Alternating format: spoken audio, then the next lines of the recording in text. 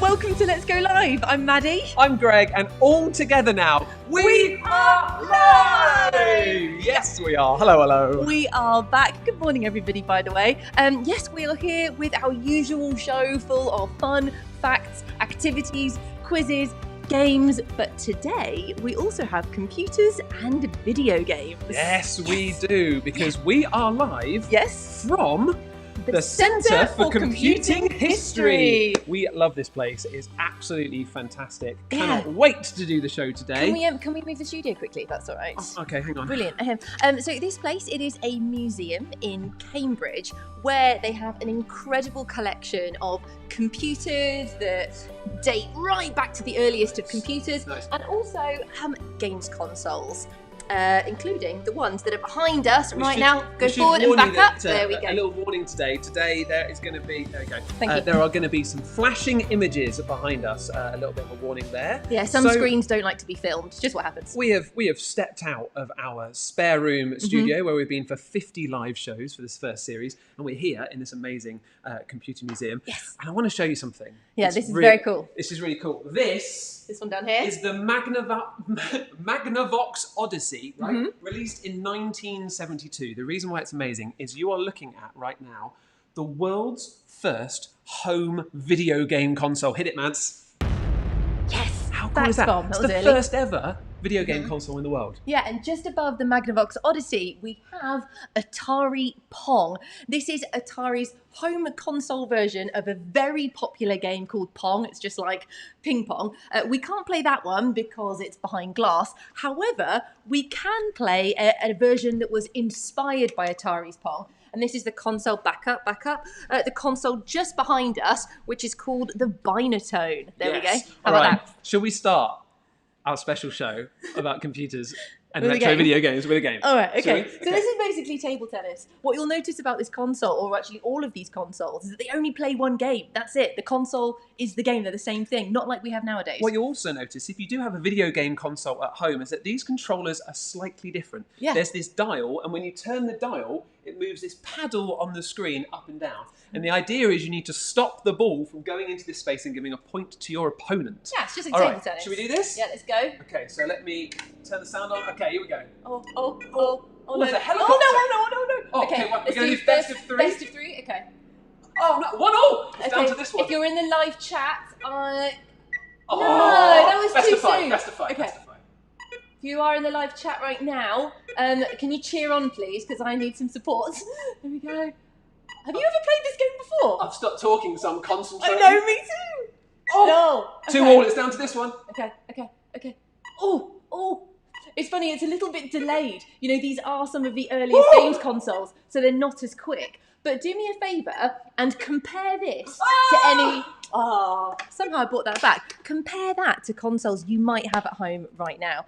But we're actually going to come back to some retro video games. Oh, thank you. I've got it. Go. There we are. We're going to come back to video games a little bit later because we want to start with a question. Yes. And that is, what is a computer and how do they work? To find out the answers, we are going to, in this show, it's very bold, we are going to build a giant computer. Yes, we've also got a really fun challenge prepared for you that's going to help us get to grips with something called an algorithm, but don't worry, we'll find out what they are later. Then, at the end of the show, we are going to get you designing your own video game characters. Yeah, hang on, back up for me a second. But first, great. Let's say hello to a few people in the live chat. Yeah, who's with us this morning? Watching on YouTube, we've got Florence and Jemima in West Cumbria. We have Paul, Emily and Anna in Edinburgh. Lexi and Joel in Leicester. Jenna in Newton Abbey. Hello. Ethan in Bristol and Edward in Wakefield. We have Caleb and Lois in Newport. Phoebe in High Wycombe. On Facebook, we have Noah and family in Uckfield. Hello. We've got Alistair from Ballyclare on Facebook. We've got Tegan and Riley in Leeds. We do. We've got Ida Jade are watching. We've Mia got in Harrogate. Elsie and Martha, Atticus and Karen. On YouTube, we've also got Kai in Ireland. We have got everybody. so many people watching. Hello, thank you so much for joining us for our second ever Saturday morning live show. Of course, if you're watching on Facebook, please do share this with your friends. Yeah, just click share. Right, and that will share it to your mates. Yeah. Or if there are people that you know love computers and retro video games, tag them in the chat and they'll get a notification. Yeah. If you're watching on YouTube, subscribe to the channel if you haven't already and give the video a thumbs up. We want to grow our Let's Go Live audience, and this is the best way that we can do it, so we would love your help. If you're watching back as well, we know Saturday morning lots of people are busy, so hello to everyone who watches this back. So many messages from everyone watching. We're not the only ones getting out and about. You are too, so awesome if you're watching back later. We should talk about Dave. Yeah. We need to talk about Dave. We do. Last Saturday, lots of you were very vocal, very loud about the fact that Dave didn't make an appearance in the show. We can assure you that Dave definitely did come with us. We would never leave the house and go on an adventure without Dave. Here, look. Here's a picture of the studio. Can you see Dave? Can you see him? Let's zoom in. There he is. He was there the whole time. It's just our camera never caught a picture of him. So today we have put Dave in the museum. And if you see him, when you see him, and you're in the live chat right now, just let us know. Let us know. Also, lots of people loved the Lawnmower Studio last week. There's a picture of it that you didn't get to see in the show. So much so, Brendan in Northern Ireland loved it so much. He made his own. Look at this. Brendan, this is so cool. He's even got his little microphone on the back attached to a screen. Thank you so much for that. Lots of you sent in photos of yourselves doing some more of the tree nature detective activities after last Saturday's show. So we will show some more of them at the end of our episode today. Yes. Right. I guess we should start with our big question. It's time for the big question of the day. What is a computer? Can you hear that? I thought I could hear a plane, but no, that is the quiz music. All right, if you are new or joining us, whenever we do a quiz, you've got to do a dance. And we're not used to having this much space, so things go a bit wild. Dance along. All right, that's enough of that. It's time for the quiz. This quiz is going to be all about computers. We want to know, the big question is, we're going to show you some objects. Does this thing use a computer to work? Yeah, so when you think of a computer, you probably picture a laptop or a desktop computer. But lots of electronic items that we use every single day that are around our homes also have computers. They use computers to work. But for us to answer or to find out what uses a computer, we kind of need to know what a computer is. Maddie Moat, what is a computer? Okay, so a simple answer to this is a computer is a machine that can follow instructions to do something useful. That's basically it, isn't it? Ah, okay. Are we all good? Yeah, we're all good. Okay, all right. Sorry. So a computer is something that, it follows instructions. So let's have it. Basically, if it takes an input and then it processes it and it gives you an output, it is a computer. Yeah, so let's think about the games console that we just played on. A games console is actually a type of computer. We input information using that controller. I did this automatically, but it was this. We input the information. The console then processed that information to work out where the paddle and the ball needed to be. And the output was then the screen. It was the picture that we could then see. So it's a little bit like communication, a conversation happening between us and the computer. So we are going to show you a bunch of objects, and you need to work out, does this object use a computer to make it work? We're going to need some music for this, Mads. Yeah, we've got some special music. I think we need some suitable music for this. Are you ready? I'm ready. All right, do it. Bring on the first object. First object. Oh, some people saying that they saw Dave last week. Brilliant. It's a torch. A torch? But does it use a computer?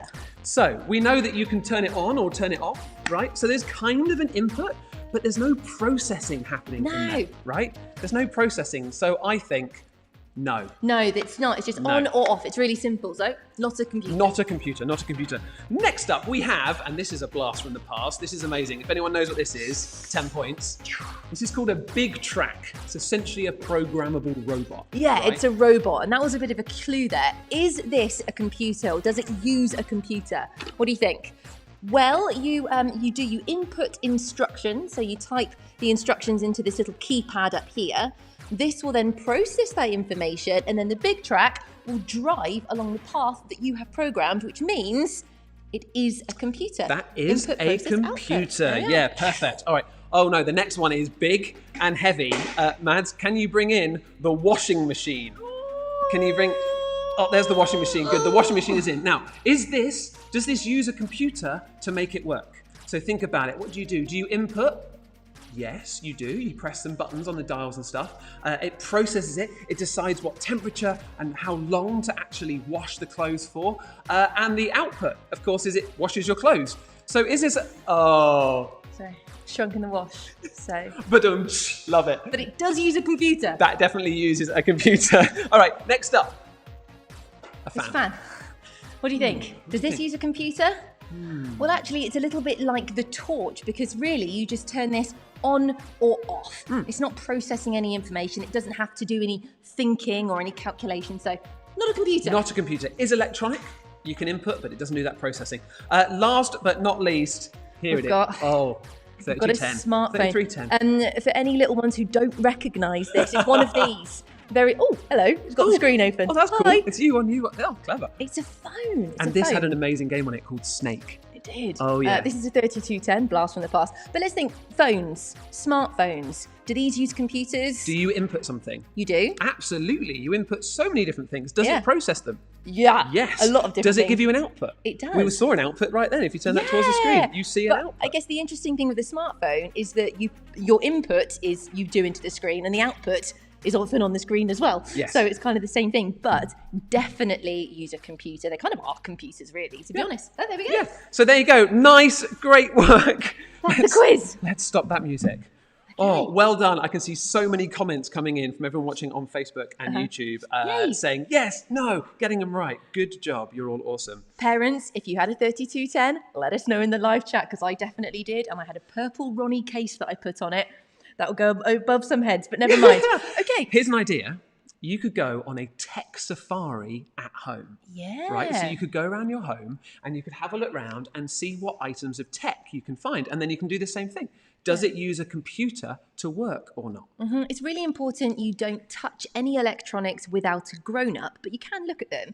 So we actually made a little list here for our tech safari. And on one side, we've got our items that do use a computer, so the robot, the laptop, washing machine, phone. And on the other side, we have no computer, and that's a torch and the fan. So you'll be surprised how many everyday electronics do use computers. If you do go on a tech safari, then let us know. Get in touch. This is us on Twitter and Instagram, at MaddieMo, at GregFoot, hashtag Let's Go Live.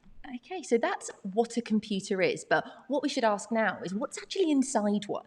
Wouldn't it be great if we could somehow go inside a computer and look at all the different parts? It would be really good, but we've already seen a lot of objects that use computers in them. Like a computer and a smartphone, that's got to be small, right? How are we ever going to get in there?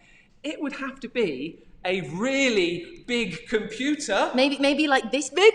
Beep, beep, beep, beep. How awesome. How awesome is that? How amazing. This is a model of a desktop computer, a giant version. Now, you may have seen a laptop, right? A desktop computer is a big box that sits sometimes on the floor or sometimes on your desktop. You connect it to a monitor and a keyboard and a mouse. This is what is going to be happening inside a desktop computer, but it's missing lots of the main parts.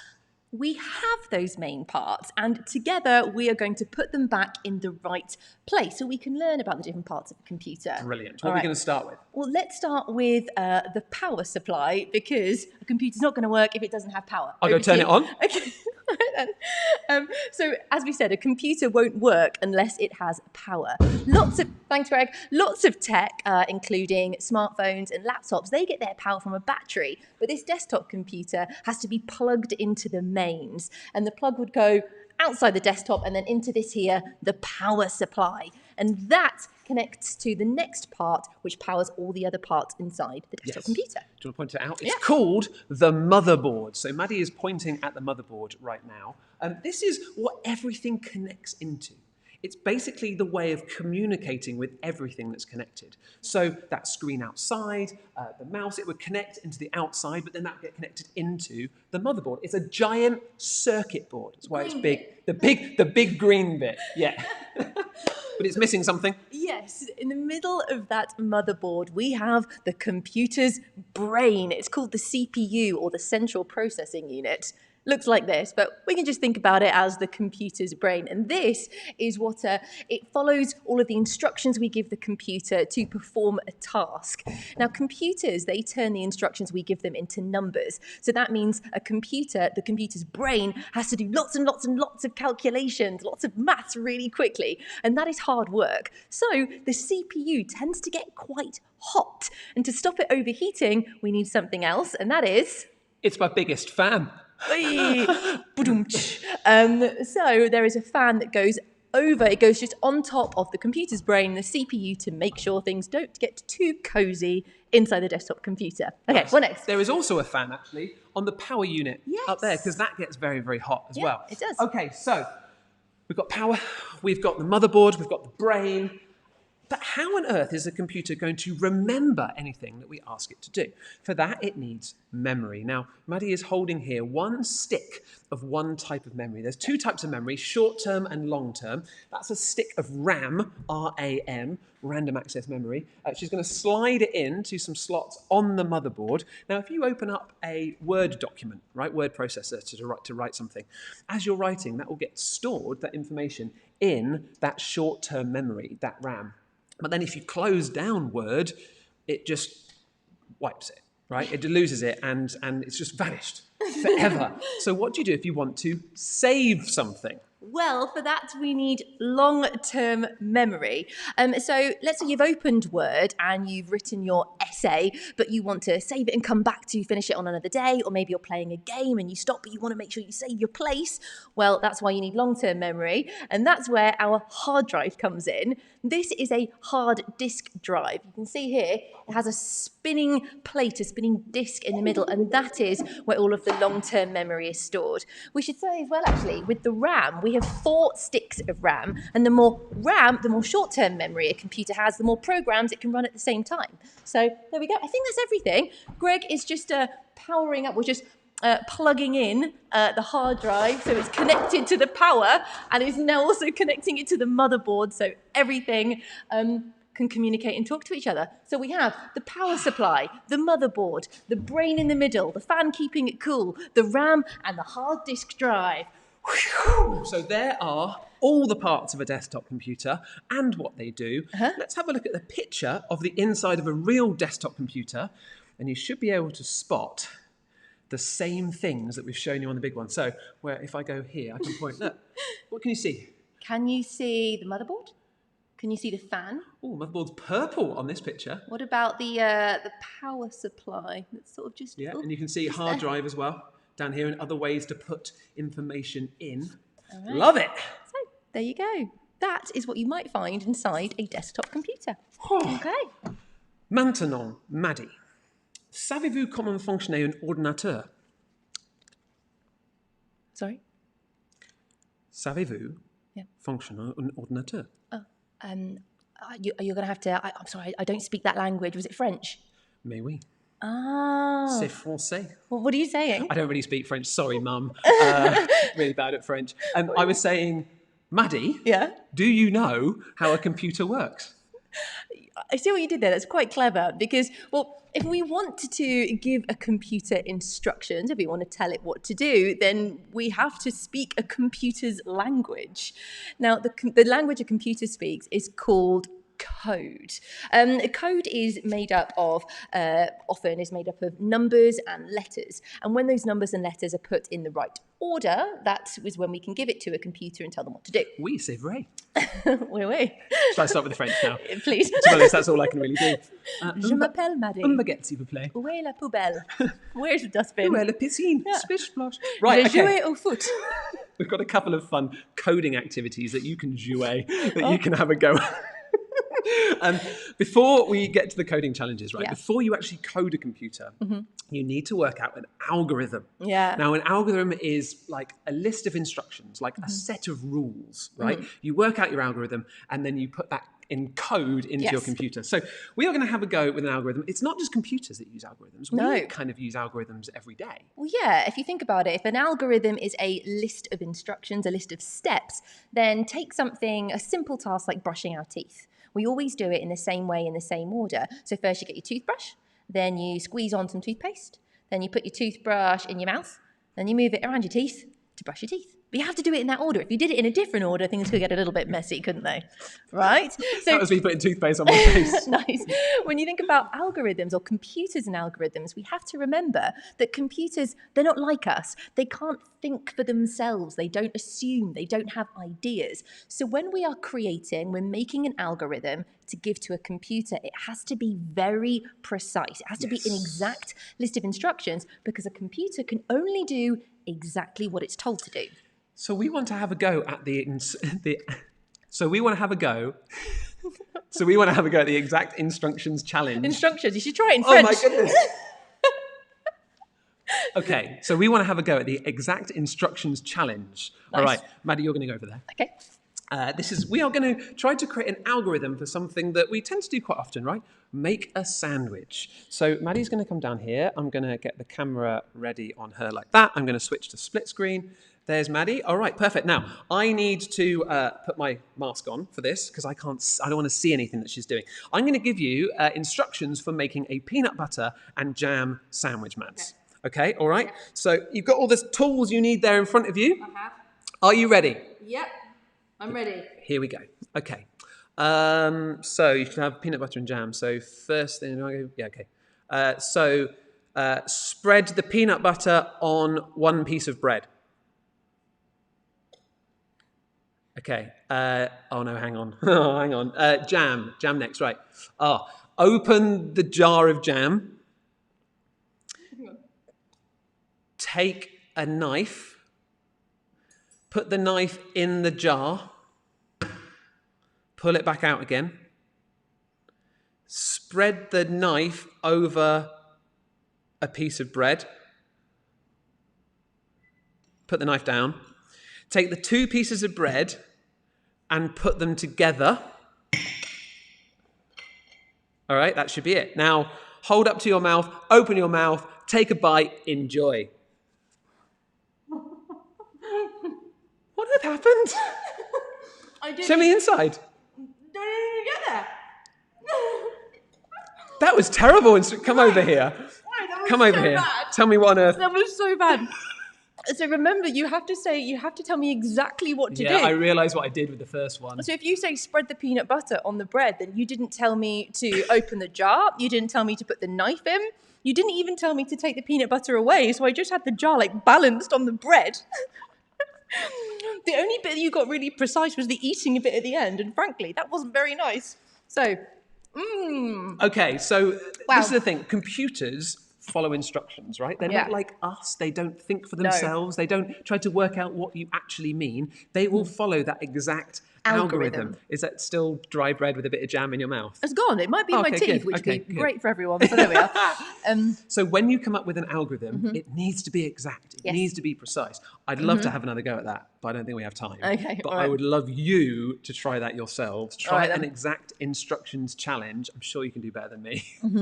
Once we have our algorithm, we can then turn that algorithm into a computer's language that it will understand, and that is code. And we can then put that code into a computer. We program it into a computer. Hello to Bridget and Miranda on YouTube, who learn all about Ada Lovelace, the queen of algorithms. Yeah. That's cool. And Lily wants you to remind people never to open up computers to look inside. Yeah, I think that's a very good point. That's a very good point. So we have to remind you, this is definitely a model of a computer. You could definitely do it with a grown-up. Yeah, you could do. If one of you knows what's going on, I reckon you can do it. Yeah. Okay, cool. So once you have that algorithm, you've got that clear set of instructions, then you can write that into code to program the computer to do whatever, such as a game. Can we go back to the games, please? Let's go. We're making our way back to the retro video games. But if you wanted to have a go at coding a game yourself, then our lovely friends at Raspberry Pi have some great activities for you. This summer holidays, they are running something online called Digital Making at Home, where they have a bunch of projects that you can code and create. So if you fancy coming up with your algorithm, turning that algorithm into code and programming your own game, then just go to Raspberry Pi's Digital Making at Home. They've done a ton of great themes. So far, themes have included colour, they've done space, and as if by magic, brilliant sort of coincidence, their next theme is retro games, which just worked out perfectly. So definitely, go and check out what Raspberry Pi are up to. Nice. Okay, here we are. That'll do. Yeah. Now, over the years, CPUs, remember those brains on the motherboard, and lots of other components as well, actually, they've become more powerful, right? And that means that they can do everything faster and faster. And that's great because that means that you can actually put more instructions in and they can do those instructions quicker. Yeah. It's made a massive difference, especially for video game consoles. Yes. We are in one of our most favourite bits of the whole of the Centre for Computing History. What sort of things have we got up here then? We've got all the games through history that you can actually play, right? So you've got from here, 1990 on the Amstrad. Yep. You can go right through the Sega Mega Drive. You can go right over through the Sega Saturn, and then you get into the PlayStations over here. PlayStation 2, Xbox, Nintendo Gamecube over there. So I think... Can we start with playing one? I think we should start playing one. Do you want to go first? Yes, okay, let's all right, start let me with actually reverse it. Super Nintendo Entertainment System, the SNES. The Maddie, the live chat is going very busy right now. I wonder why that would be. I wonder why that would be. It looks like, yeah. All right, cool. So we are going to play the first game. Maddie is going to play on the Super Nintendo Entertainment System, the SNES, the SNES, from 1992. She is going to play Super Mario World. Now, the screen looks a bit funny on this camera, so what I'm going to do is I'm going to switch to this camera, and it's going to be much better. So let's switch to phone cam. There it is. So, remember, this video game console is a computer, right? So Maddie is inputting information with the controller, just there, yeah? And in there, the computer is processing it, and it's doing things like it's working out where the character should be, or how fast it should move, what's happening, the time, the score, yeah? And what's happening is it's then displaying it. Mushrooms? The output, yeah, they make you big. Okay. Jump! Oh, I thought I liked mushrooms. Quick. Jump on his head! Oh, no, you shrunk. And the output is the display. So it's all being shown on the display. Now, I actually want to show you that display. Let me zoom in on that, screen. I just died. Oh, that's all right. That's all right. Mario stop. Oh, okay. All right, here we go. Let me zoom in on this screen. Because this is where... let me zoom in. Oh, it's not letting me zoom in, Mads. It will, it just does it really slowly. Come on. Oh, it's not letting me zoom in. Oh, well. Really? Yeah. Oh, that's bizarre. Do you want to try it? No, just you zoom in really. You have to do that on the screen. Yeah, I know. Oh, how strange. It's having none of it. Oh, it's working now. Hey, okay, good. I want to zoom. Sorry, I'm so distracted. I want to zoom right in because what you're seeing here in all of these little blocks of colour, these squares of colour, they're called pixels. And what's happening is the computer, the output, is controlling those pixels, the colour that you can see on those pixels. And Mario isn't actually moving along the screen. Can I just say, you were really good at this earlier. I can't even. Okay. It's probably because we're live on the internet and you're playing. So those pixels, the colour is controlled by the computer, right? That's the output. It changes the colours. Mario isn't actually moving across the screen, but the pixel colour is changing to make it look like that. And could you see how big those pixels were, right? Let's have a look once more. Look how big those pixels are and how the whole world is just 2 dimensions, right? Ooh, crikey. Oh, I keep getting you just as you die. Well done to lots of people that have seen Dave, Eliza and Buckley, Hannah, Oliver, Joe and Scotty, Lily, Elizabeth, Sammy, Thomas, Finley, Miranda, loads of people. Joseph and Arthur spotted him, Dave on the SNES and Facebook. Well. Lisa says Dave's playing the game better than I am. Okay, so you've seen the quality of the picture and you've seen what a game looks like and how it operates from 1992. But what happens if we move forward 10 years in time? Okay. Let's take a little tour through history. Let me just put this on auto. Right, so we are going to go through some brilliant games. Okay, there's actually Star Wars there from 1993. We're going to go through Sega Rally on 1994, PlayStation, Now we're into PlayStation. Here we go.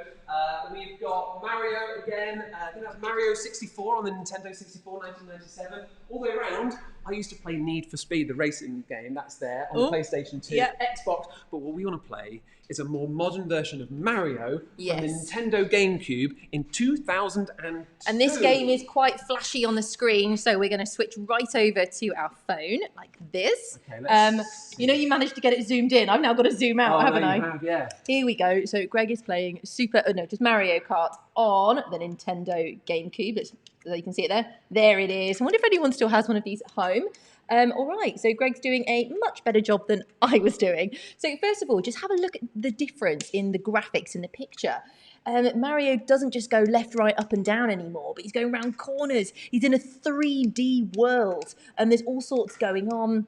And that's because the computer is more powerful and the code is more complicated. Because more information is going into the console, more information can be handled and can be output at the same time. So if I now zoom in, if you think about how the pixels looked last time, they were sort of quite chunky, weren't they? Well, now there are lots more pixels that are sort of like showing us the different lights, the different colours. And because there's more information, because there's more pixels, we see a more detailed image. You're doing really well.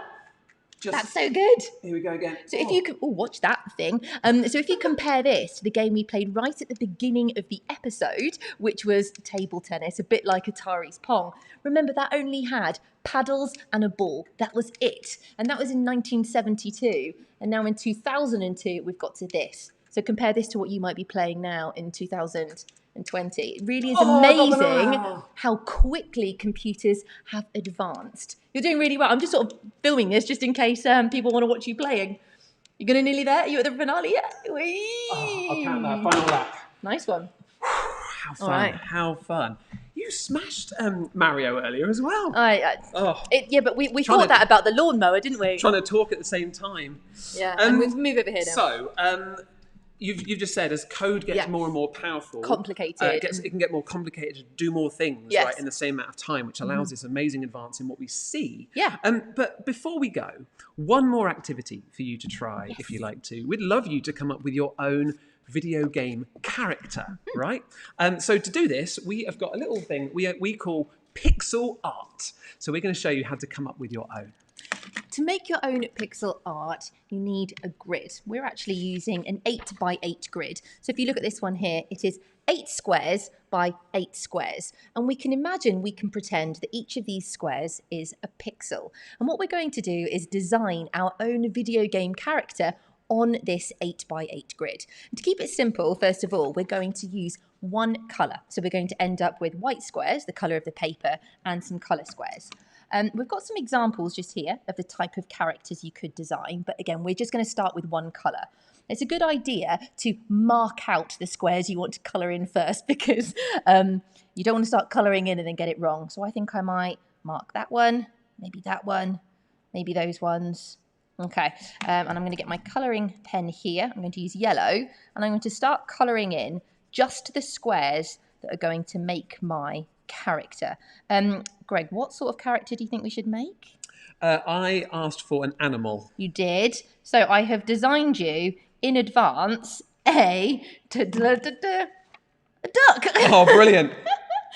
It's actually quite a challenge to make a character just using one colour. I think sometimes when you limit yourself, it can make things trickier. So this is good fun. So now I have got my duck character. I'm now going to code my pixel art. And the way I'm going to do this is that I'm going to move to my colour code that I have down at the bottom of my piece of paper here. And I'm going to say that 0, the number 0, is going to equal white. So that means that every white pixel, every white square is now going to be the number 0. And then I'm going to say number 1 is going to be yellow. So I'm just going to write that there as well. So I've now created a colour code. 0 equals white, 1 equals yellow. Now you see I've put a grid over here. It's another little grid. You don't have to use this if you don't want to, but I'm now going to fill in my code so that I could give it to someone else and they could pretend to be a computer, process the information and output my video game character. So if I look up here, I can see this one is white square, so it's going to be 0. The one next to it is a white square, so that's going to be 0. The one next to that, 0. And then I've got 2 yellows, 1, 1, 3 white squares, 0, 0, 0. And you can just do the whole thing until you have got your completed code. Okay, so we've actually created these pixel art downloadable pages. So if you want to, you can go to a link that we'll put in the description of this video, both in YouTube and Facebook, which we'll put on a little bit later. And then you can print this out. But if you want to, you can just draw your own grid. You don't even have to use this at all. You could just tell your friend that you've got an 8x8 grid and this is the code. And then I can give this to you, Greg. Thanks very much. And then I would want you to... Oh, so I would then take this code... Yeah.